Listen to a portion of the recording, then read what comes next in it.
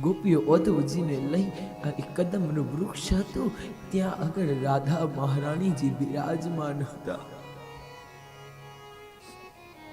રાધાજીને જઈ અને ત્યાં મળાવે છે. રાધાજી આમ નેત્ર ઊંચા કરીને કોઈને દ્રષ્ટિ આપતા ન હતા.